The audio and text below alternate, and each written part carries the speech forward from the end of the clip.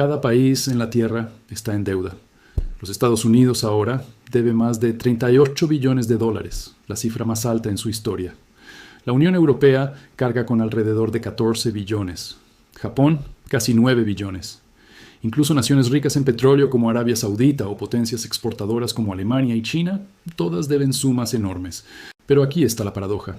Si todo el mundo debe dinero, ¿a quién exactamente se le debe? Este es el historiador financiero, donde el dinero, el poder y la historia colisionan, y nada es nunca tan simple como parece. La deuda no es solo una carga, es la arquitectura del mundo moderno. Cada guerra, cada crisis, cada auge y caída se asienta sobre este andamio invisible de «te debo». Y si sigues la cadena de acreedores el tiempo suficiente, descubres algo inquietante. El mundo no le debe dinero a nadie en particular, se lo debe a sí mismo. Pero eso no significa que todos se beneficien por igual. Para entender cómo llegamos a este punto, un planeta ahogándose en más de 315 billones de dólares de deuda total, casi 3 veces el tamaño de la economía global, necesitamos retroceder al principio. Siglos antes del primer desliz de tarjeta de crédito o transferencia digital, la idea de la deuda nacional nació no en Wall Street, sino en la guerra.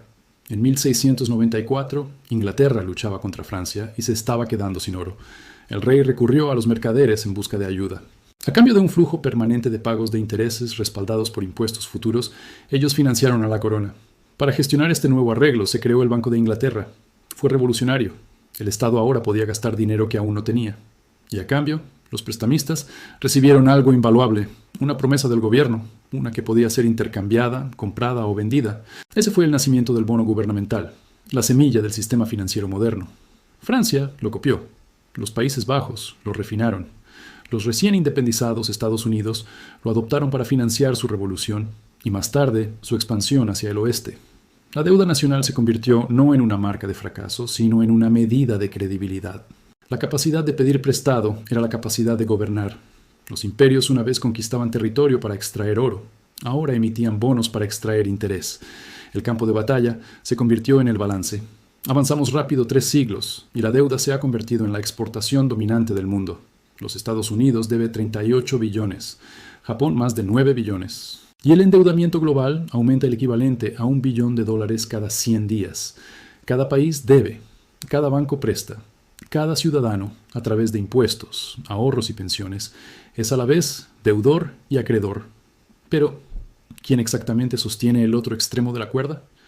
Empecemos con los Estados Unidos, porque su deuda no es solo nacional, es global.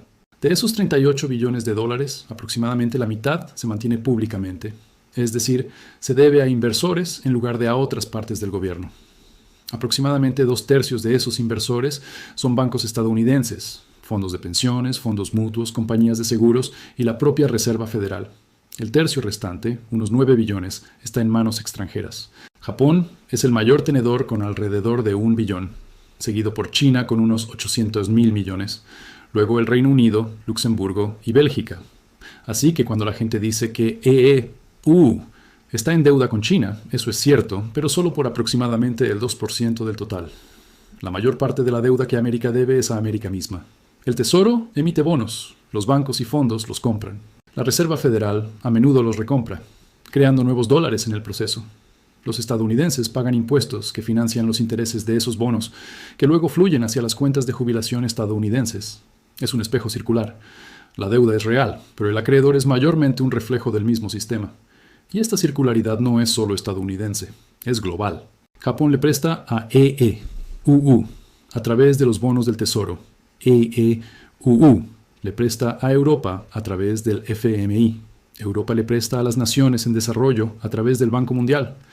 Las naciones en desarrollo, a su vez, le prestan de vuelta a las economías avanzadas al colocar reservas de divisas y bonos occidentales. Es un juego planetario de la papa caliente, excepto que la papa está hecha de promesas. Cada país tiene el pagaré de otro. Cada promesa está asegurada por otra promesa. Es como una mesa de póker donde cada jugador ha tomado prestadas fichas del siguiente.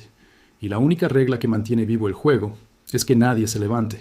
Pero hay una cuarta capa, la más poderosa de todas, los mercados mismos.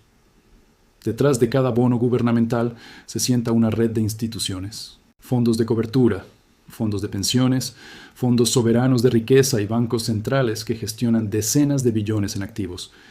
Ellos son los verdaderos árbitros del crédito.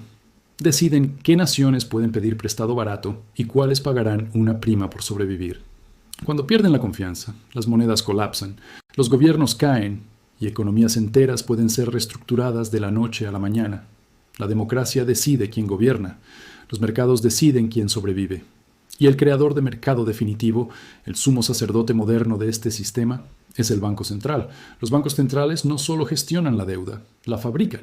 Cada vez que la Reserva Federal o el Banco Central Europeo compran bonos gubernamentales, crean nuevo dinero a cambio. El pasivo de un balance se convierte en el activo de otro. Cada dólar en circulación representa una unidad de deuda en algún otro lugar. No existe tal cosa como el dinero libre de deuda. Cada moneda, cada billete, cada dólar digital tiene un te debo grabado invisiblemente en su superficie. Durante décadas, este bucle se ha sostenido a sí mismo a través de la confianza. Mientras los inversores crean que los gobiernos pagarán intereses, incluso si nunca el principal, la máquina sigue girando. Pero, ¿qué pasa cuando la confianza flaquea? Lo hemos visto antes. En Grecia, en 2010, la deuda del gobierno se volvió impagable. Los tenedores de bonos entraron en pánico. Los rendimientos se dispararon. El Banco Central Europeo y el FMI intervinieron. Pero su rescate llegó con austeridad, aumentos de impuestos, recortes de gastos y desempleo masivo. Para toda una generación, rescate se convirtió en otra palabra para sacrificio. En Argentina, los incumplimientos repetidos convirtieron la deuda en una maldición nacional. En Sri Lanka, siguieron escasez de combustible y colapso político, cuando el gobierno se quedó sin divisas extranjeras para pagar los préstamos. Cuando el sistema se rompe, los acreedores de repente se vuelven visibles. El FMI, las agencias de calificación, los anónimos tenedores de bonos que tienen a naciones enteras por la garganta. Y sin embargo, incluso después del colapso, la misma lógica se reinicia. Nuevos préstamos reemplazan a los viejos. Las deudas antiguas se reestructuran. La máquina se reinicia con un nuevo nombre en el mismo balance. Eso es porque en el siglo XXI, la deuda no está diseñada para ser pagada. Está diseñada para ser renovada. Los gobiernos de hoy en realidad no planean pagar su deuda. No ahora ni nunca. Eso no es conspiración. Es política. Cuando tú o yo tomamos un préstamo, se espera que devolvamos el principal. Pero los gobiernos operan de manera diferente. Tratan la deuda como una suscripción renovable, emitiendo nuevos bonos para pagar los viejos. Un proceso que los economistas llaman refinanciación. El interés se convierte en el producto real, el alquiler cobrado por la estabilidad. La economía global ahora depende de ese alquiler. Como un tiburón que debe seguir nadando para respirar, el sistema financiero global hoy funciona con confianza, no con reembolso. Estados Unidos nunca liquidará sus 38 billones de dólares de deuda. La refinanciará para siempre. Japón ha estado renovando su deuda durante décadas, que ahora supera el 250% del PIB. Y sin embargo, los rendimientos de sus bonos gubernamentales permanecen cerca de cero.